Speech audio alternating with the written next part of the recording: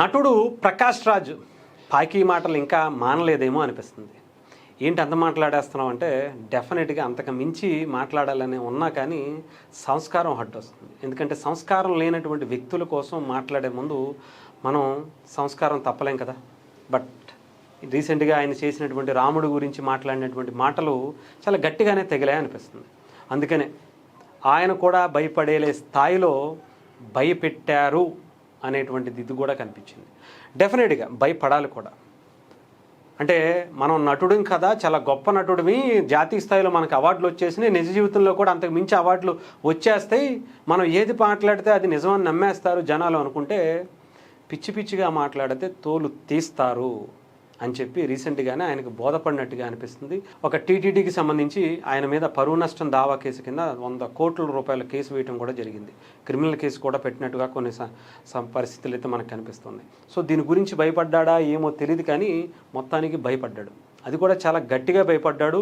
ఆయన కిందకు దిగి నేను రాముడిని కించపరచలేదు, అది ఎక్కడో ఏదో వేరే సిచ్యువేషన్ బట్టి నేను మాట్లాడాల్సి వచ్చింది. ఏ సిచ్యువేషన్ అయినా సరే ప్రకాష్ రాజ్ గారు అని కూడా నేను అన్నాను. ఎందుకంటే ఆ గౌరవం మీకు ఎప్పుడు మీరు తీసుకునేటువంటి ఆ హుందాతనం మీరు ఇప్పుడు చేయలే. ఎందుకంటే మీకు ఒక మతానికి సంబంధించి మాత్రమే వత్తాసు పలుకుతూ దాన్ని మాత్రమే గౌరవించేటువంటి వ్యక్తి తప్ప అన్ని మతాలను సమానంగా చూసేటువంటి వ్యక్తిత్వం కానీ ఆలోచన కానీ మీ దగ్గర లేదు. ఆ సంస్కారం అంతకన్నా లేదు. మీరు అంతకన్నా కుసంస్కారి అని చెప్పాలి. అలాంటి మీ గురించి డెఫినెట్గా గారు గీరు అనేటువంటి గౌరవం ఇవ్వాల్సినటువంటి పరిస్థితి అయితే లేదనే చెప్పాలి. కానీ నేను నిజంగా చెప్తున్నాను కదా, మీరు ఇలాగే మాట్లాడుతూ వెళ్ళండి, ఈ దేశం నుంచి తరిమేసేటువంటి పరిస్థితి మీరు మీ నోటితోనే తెచ్చుకుంటారు. అందులో ఎటువంటి డౌటు లేదు. ఇక్కడ ముఖ్యంగా మీరు వేరే మతాలకి ఆచరించండి, గౌరవించండి, ఓకే. కానీ ఇంకొక మతాన్ని, ఆ మతంలో ఉండేటువంటి దేవుళ్ళని నేను ఆ సందర్భంలో మాట్లాడాను, ఈ సందర్భంలో మాట్లాడాను అనేటువంటి సొల్లు కబుర్లు చెప్పకుండా, అర్థమైందా?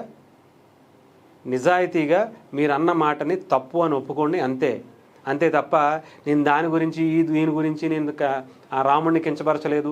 ఏ రకంగా అయినా మీకు రాముడి మీద ఇదే కాదు, ఇది ఫస్ట్ కాదు, ఇది లాస్ట్ కాదు. నాకు తెలిసి చాలా సందర్భాల్లో హిందూ మతాన్ని గురించి, హిందూ మతానికి సంబంధించినటువంటి దేవుళ్ళ గురించి, ఆచరించేటువంటి పద్ధతుల గురించి అనేక సందర్భాల్లో మీరు కించపరుస్తూనే ఉన్నారు. అదే వేరే మతాలకి సంబంధించిన వాళ్ళు హిందూ మతం మీద చేస్తున్నటువంటి దాడి గురించి ప్రశ్నించవయ్యా ప్రకాష్ రాజ్ అంటే నోట్లో మనకి మాట రాదే, ఏం పెట్టుకుంటారో అనేది మేము అనలేంలే కానీ చాలామంది మాట్లాడుతూ ఉంటారు. బట్ అలాంటి పాకీ మాటలకి ఇలా గట్టిగా సమాధానం చెప్పాల్సినటువంటి పరిస్థితి అయితే వచ్చింది. సో డెఫినెట్గా ఇంకా ఇలాంటివే రిఫ్లెక్ట్ అవుతాయి. కాసుకోండి. మీరు నోటికి అదుపు లేకుండా ఇష్టానుసారం మాట్లాడితే ఈ దేశం నుంచి తరిమి పంపించేసేటువంటి రోజులు కూడా దగ్గరలోనే ఉన్నాయి. ప్రకాష్ రాజ్ గారు, మీరు క్షమాపణ చెబితే వదిలేస్తారేమో అని అనుకుంటున్నారేమో. పతోడికి ఇది ఒక ప్యాషన్ అయిపోయింది. నోటికి వస్తే ఏది వస్తే అది మాట్లాడేసి, ఏది పడితే అది మాట్లాడేసి క్షమాపణ చెప్పేస్తే రేపొద్దున్న మేము కూడా అదే క్షమాపణ చెప్పేసి చాలా సింపుల్గా మేము ఏదో సందర్భంలో మాట్లాడాలండి అని చెప్పేసి వదిలేస్తాం. రేపొద్దున అంతే కదా, మీ ఇంటికి మా ఇల్లు ఎంత దూరమో మా ఇంటికి మీ ఇల్లు కూడా అంతే దూరం అనేది ఉంటుంది. హిందూ మతానికి వేరే మతాలు ఎంత దూరమో ఆ మతానికి హిందూ మతాలు కూడా అంతే దూరం.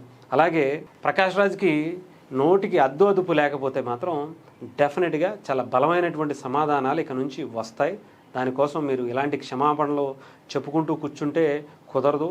నోరు మూసుకొని కూర్చుంటేనే బెటర్ అనేది మీరు తెలుసుకునేటువంటి రోజులు దగ్గరలోనే ఉన్నాయని అనుకోవాలి.